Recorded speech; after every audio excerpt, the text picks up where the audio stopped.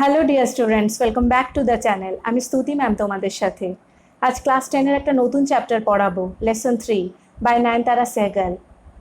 ভারতীয় লেখিকারা যারা ইংরেজি সাহিত্যে প্রথম দফায় পদার্পণ করেন তাদের মধ্যে অন্যতম ছিলেন নয়নতারা সেহগাল। তিনি ভারতবর্ষের একটি বিশিষ্ট রাজনৈতিক পরিবারে 1927 সালের 10ই মে জন্মগ্রহণ করেন। তার মা বিজয়লক্ষ্মী পণ্ডিত। তিনি ইউএসএসআরে নিযুক্ত ভারতবর্ষের প্রথম রাষ্ট্রদূত ছিলেন। তার মামা পণ্ডিত জওহরলাল নেহরু, তিনি স্বাধীন ভারতবর্ষের প্রথম প্রধানমন্ত্রী ছিলেন, এবং তার মামাতো দিদি ইন্দিরা গান্ধী, তিনি ছিলেন ভারতবর্ষের তৃতীয় প্রধানমন্ত্রী। ফলস্বরূপ ইতিহাস এবং রাজনীতি তার লেখায় আমরা সুস্পষ্টভাবে লক্ষ্য করতে পারি। তিনি পোস্ট ইন্ডিপেন্ডেন্ট ফেজের ভারতীয় রাজনীতির টালমাটাল পরিস্থিতি এবং টানাপোড়েন কিছুটা হলেও তার লেখার মধ্যে ব্যক্ত করতে পেরেছেন। তিনি নারীবাদী সত্তার স্বতন্ত্র রূপ তার লেখায় তুলে ধরেছেন, এবং তিনি মেয়েদের চিরাচরিত ভারতীয় সভ্যতার বলি হিসেবে মনে করতেন, যারা নিজেদের সত্তা এখনও খুঁজে চলেছে। তিনি 1986 খ্রিস্টাব্দে তার উপন্যাস রিচ লাইক আসের জন্য সাহিত্য একাডেমি পুরস্কার পেয়েছিলেন। তিনি গান্ধীবাদী নীতি দর্শন এবং চিন্তাভাবনায় অনুপ্রাণিত হয়েছিলেন, এবং তার লেখায় আমরা সুস্পষ্ট দেখতে পাই, এমনকি এই গল্পটিতেও। দ্য পাসিং অ্যাওয়ে অফ বাপু, তার স্মৃতিচারণা, প্রিজন অ্যান্ড চকলেট কেক, যেটাকে আমরা তার আত্মজীবনীও বলতে পারি, তার একটি সংক্ষিপ্ত অংশ বিশেষ। হঠাৎ করে গান্ধীজির মৃত্যুতে আমাদের ভারতবর্ষের প্রতিটি লোক কীভাবে শোকস্তব্ধ হয়েছিল এবং মর্মাহত হয়েছিল, সেটা এই গল্পে আমরা দেখতে পাব। গান্ধীজির মৃত্যুতে ভারতবর্ষে নেমে এসেছিল এক অসীম শূন্যতা। এই লেখাটিতে গভীরভাবে ব্যক্ত করা হয়েছে যে গান্ধীজির মৃত্যু শুধুমাত্র লেখিকার ব্যক্তিগত ক্ষতি সাধনে সক্ষম হয়নি, এটা সমগ্র ভারতবর্ষের ক্ষতি সাধনে সক্ষম হয়েছিল। So let's move to the text. Line wise মিনিংটা দেখে নেব, including the explanation. Unit 1, I was having tea at home. আমি বাড়িতে বসে চা পান করছিলাম। On the evening of 30th January, 30শে জানুয়ারির সন্ধ্যায়, 1948, সালটা ছিল 1948 খ্রিস্টাব্দ। when I was called to Birla house, যখন আমাকে বিড়লা হাউসে ডাকা হলো, বাই অ্যান আর্জেন্ট টেলিফোন, জরুরি একটা টেলিফোনের দ্বারা। লেখিকা তিনি যখন সান্ধ্য চা পান করছিলেন, তখন বিড়লা হাউস থেকে একটা আর্জেন্ট টেলিফোন আসলো, তাকে জরুরি তলবে ডাকা হলো। Gandhiji had been thought on his way to a prayer meeting. একটা প্রার্থনা সভায় যোগ দেওয়ার সময় গান্ধীজিকে গুলিবিদ্ধ করা হয়েছে। আই ওয়াজ নাম উইথ শক। আমি কথাটা শুনে আঘাত পেলাম, খুব অসাড় হয়ে গেলাম। As I got in to the car, যখন আমি গাড়িতে উঠছিলাম, তো হঠাৎ করে যেন পায়ের তলা থেকে তিনি মাটি সরে যেতে দেখতে লাগলেন। At the Birla house, Birla সভাঘরে, গান্ধীজির রিলেটিভস, গান্ধীজির আত্মীয় পরিজন অ্যান্ড ফলোয়ার্স এবং অনুগামীরা হ্যাড গ্যাদার্ড, সকলে সমবেত হয়েছে, রাউন্ড হিজ বডি, তার শরীরের চারপাশে, তাকে ঘিরে তার আত্মীয় পরিজনেরা, অনুগামীরা, ফলোয়ার্সরা সবাই কী হয়েছে, তাকে ঘিরেই রয়েছেন। There was silence in the room, নিস্তব্ধতা সারা ঘরে পরিলক্ষিত হচ্ছে। As Gandhiji breath his last, সেই যখন গান্ধীজি শেষ নিঃশ্বাস ত্যাগ করছেন। WhatsApp Bapuji's death had spread through Delhi, বাপুজির মৃত্যু সংবাদ সারা দিল্লিতে ছড়িয়ে পড়ল। Like a flame fanned by wind, যেন একটা আলোর ছটা, একটা আলোর দ্যুতি, একটা অঙ্গার, একটা স্ফুলিঙ্গ, আগুনের স্ফুলিঙ্গ, ফ্যান্ড বাই উইন্ড, যেন তাতে বাতাস দেওয়া হয়েছে। বাতাস যেন ইন্ধনের কাজ করছে। আগুনের স্ফুলিঙ্গ যেভাবে বাতাস লাগলে তাড়াতাড়ি করে সর্বত্র ছড়িয়ে পড়ে, সেই একইভাবে গান্ধীজির মৃত্যু সংবাদ সারা দিল্লিতে ছড়িয়ে পড়ল। স্যাড গ্রুপস অফ মেন, দুঃখী মানুষজনেরা, অ্যান্ড উইমেন, এবং মহিলারাও, had collected around Birla house, Birla হাউসে কী হয়েছে না, জড়ো হয়েছে।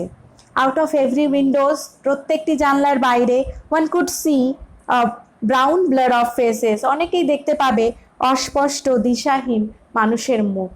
সবার পায়ের তলা থেকে মাটি সরে গেছে। তাদের যে ছত্র ছিল, তাদের ছায়া ছিল, তাদের যে বিশাল বটবৃক্ষ যাকে সাহারা করে তারা এগিয়ে যেত, যার ইঙ্গিতে তারা ভারতবর্ষে স্বাধীনতা এনেছিল, সেই মানুষটা আর নেই।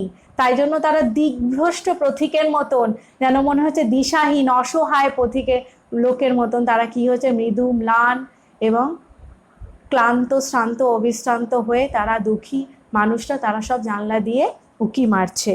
একটু যেন গান্ধীজির শেষ সময়ে এক মুহূর্ত তারা যদি দেখতে পেত তাহলে নিজেদেরকে তারা ধন্য মনে করত। They didn't make a sound, তারা কিন্তু কোনো শব্দ করছে না, তারা একদম নিস্তব্ধ হয়ে গেছে, যদিও নিস্তব্ধতাও অনেক কিছু বলে যায়। There was an unnatural silence, অপ্রাকৃতিক এক নিস্তব্ধতা বিরাজ করছে, কেউ যেন কোনো কথা বলতে পারছে না, তারা কিংকর্তব্য বিমূঢ় হয়ে গেছে, তারা কি বলবে কিছু বুঝতে পারছে না, বাকরুদ্ধ হয়ে যাওয়ার মতন তাদের এই শোক। It was as if time stood still for those few minutes, মনে হলো যেন সেই কিছু মুহূর্তের জন্য সময় যেন থেমে গেছে। The people were too stunned to speak in the beginning. প্রথম তারা এতটাই হতচকিত হয়ে গেছিল যে তারা কথাই বলতে পারছিল না। Later they clamored wildly, shouting and crying. তারপরে তারা উচ্চ কলরবে কাঁদতে লাগলো, চিৎকার করতে লাগলো। তাদের কত পরিমাণ যে ক্ষতি হয়েছিল এটা এই প্রাথমিক নীরবতা, তারপরে বাঁধ ভাঙা কান্না কিছুটা হলেও যেন ব্যক্ত করে। They jostled one another in a stampede.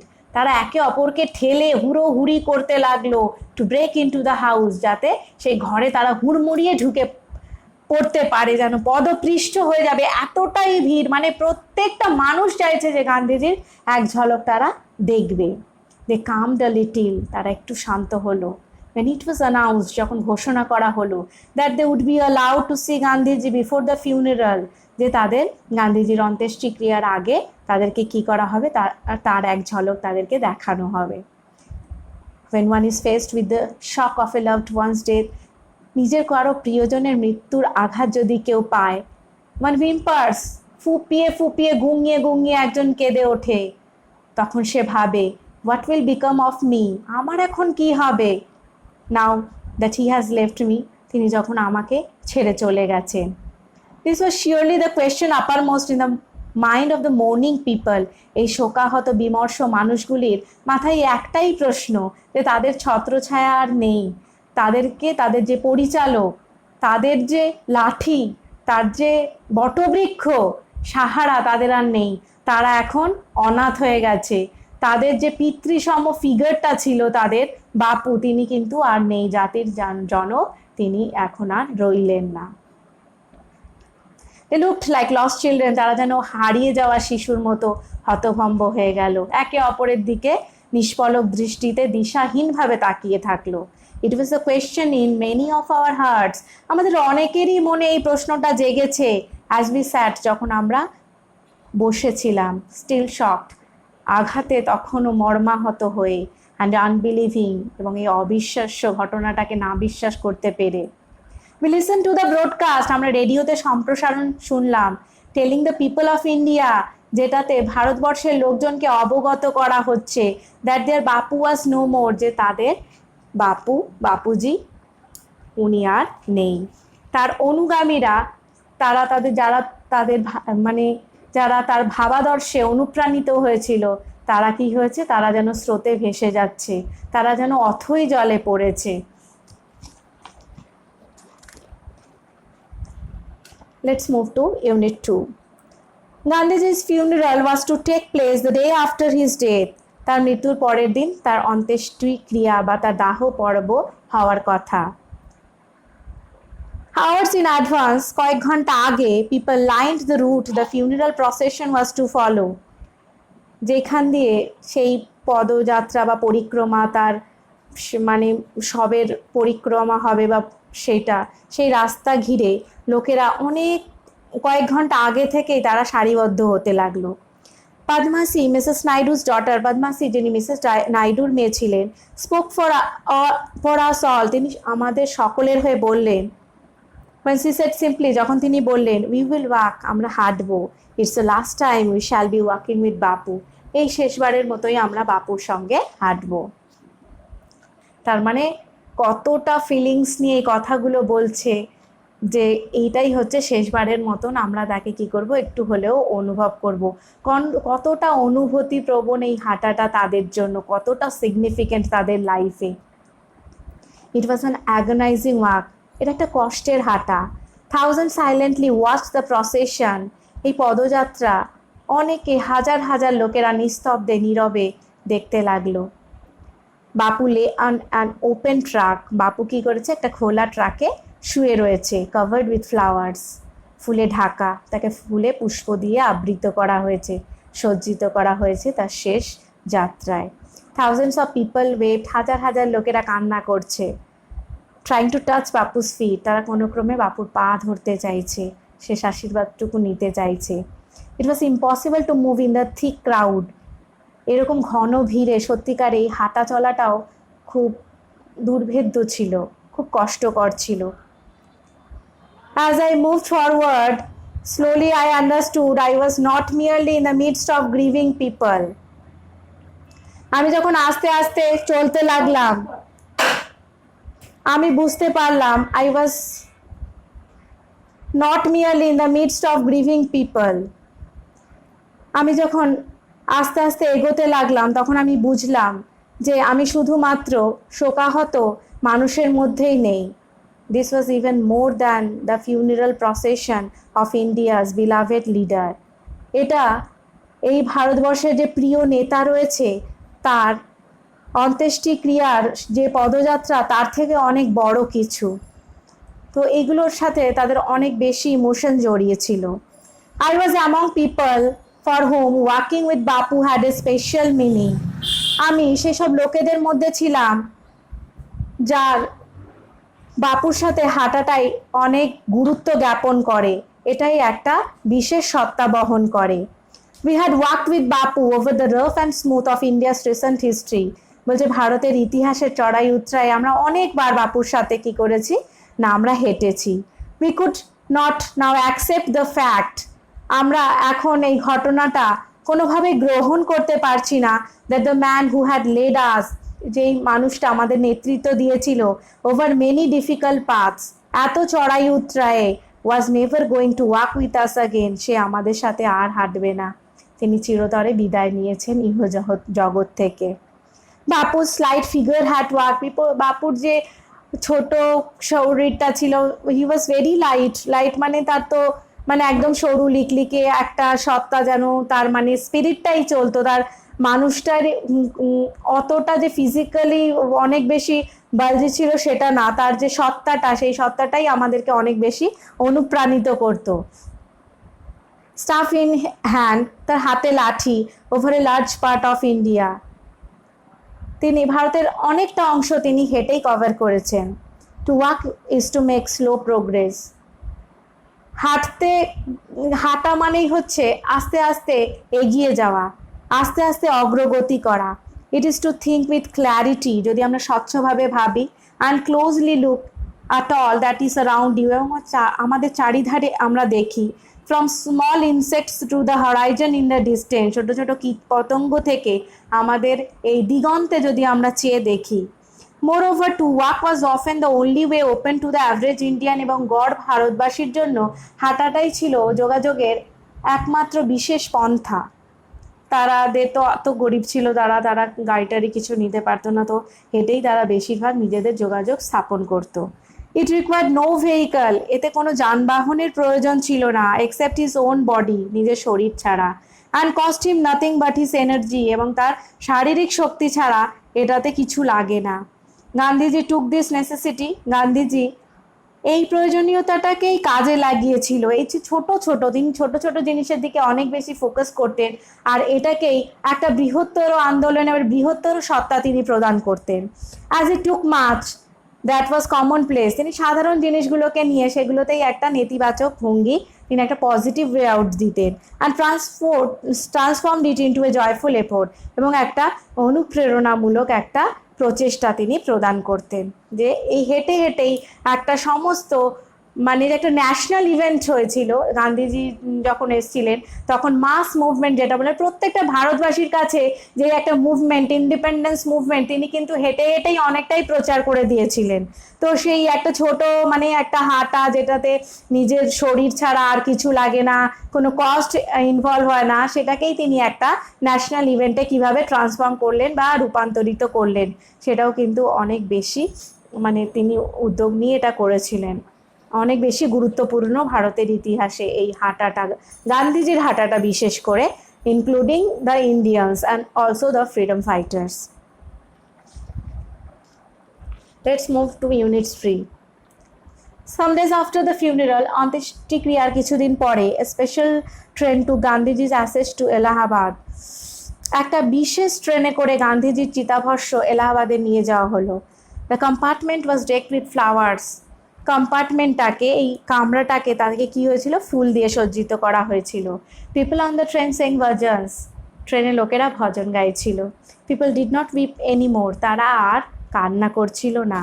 For they could feel গান্ধীজির presence amid the flowers and the songs, কেননা তারা গান্ধীজির অনুভূতি, তারা উপস্থিতি অনুভূত করছিলেন এই ফুলের মধ্যে আর এই ভজনের মধ্যে।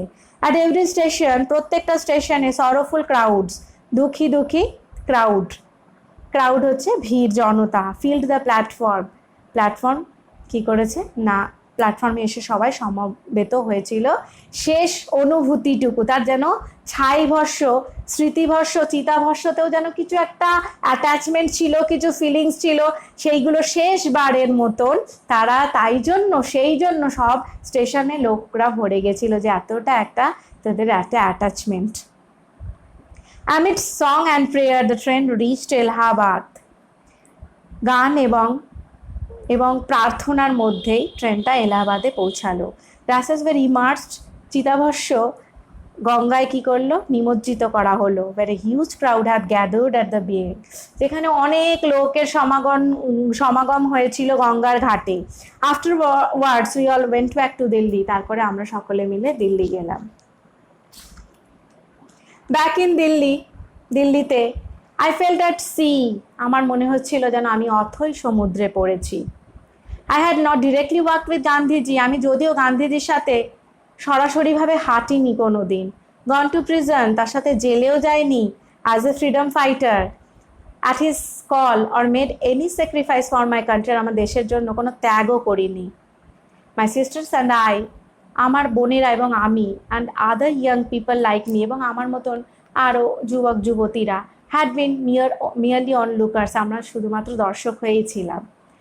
কিছুই করেনি, তাও এত মানে গান্ধীজির সাথে তাদের একটা নিবিড় একটা অ্যাটাচমেন্ট, তাদের সাথে একটা অনুভূতি, গান্ধীর ভাবাদর্শে তারা যেভাবে অনুপ্রাণিত হয়েছিল, তো একটুখানি তো ওদের মন অনেক বেশি ব্যথিত হয়েছিল। তো ওরা তাই জন্য এই শেষ পর্যন্ত তারা কি ভাবছে সেটাই দেখবো আমরা।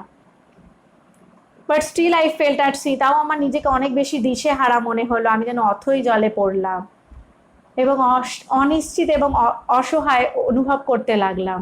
I felt I had grown up within a magic circle, মনে হয়েছিল যে বাপু কর্তৃক যে ম্যাজিক সার্কেল বা জাদু বেষ্টিত জাদুবৃত্ত তৈরি করে হয়েছিল, তার মধ্যেই আমি পালিত হয়েছিলাম। তার ভাবাদর্শে আমি কি হয়েছিলাম না, আমি আমার যে শিশুকাল এবং যৌবনকাল সেটাকে রাঙিয়ে তুলেছিলাম, সেই আদর্শে আমি প্রভাবিত হয়েছিলাম। উইথ বাপুস পাসিং অ্যাওয়ে, বাপু চলে যাওয়ার পরে, I felt the magic circle, আমি দেখলাম যে এই জাদুবৃত্ত হ্যাড ভ্যানিসড, এটা কি হয়েছে না, অদৃশ্য হয়ে গেল। লিভিং মি আনপ্রোটেক্টেড, এবং আমি রইলাম অসুরক্ষিত, তার মানে আমাদের আর কোনো গোল, আমি আর কোনো গোল দেখতে পারছি না, আমার কোনো ডেস্টিনেশন নেই, যেন আমরা লক্ষ্যচ্যুত হয়ে গেছি। উইথ অ্যান এফোর্ট, যাই হোক কিছুটা উদ্যোগ নিয়ে, আই রাউস্ট মাইসেলফ, নিজেকে দাঁড় করালাম। আই আস্কড মাইসেলফ, তারপর আমি নিজেকে জিজ্ঞেস করলাম, had Bapu lived and died for nothing, বাপু কি এতদিন বেঁচে ছিলেন এবং তার মৃত্যু হয়েছে, তিনি কি কোনো কিছুই করতে পারেননি, তিনি কি কোনোভাবেই আমাদের মধ্যে কোনো ছাপ রেখে যেতে পারেননি, কোনো আদর্শে আমাদেরকে ভাবিত করতে পারেননি। How could I so easily lose courage, আমি কিভাবে এত তাড়াতাড়ি সাহস হারাবো। when he was no longer there, যখন তিনি আর রইলেনই না। My values were not so weak, না আমি এত কমজোর নই।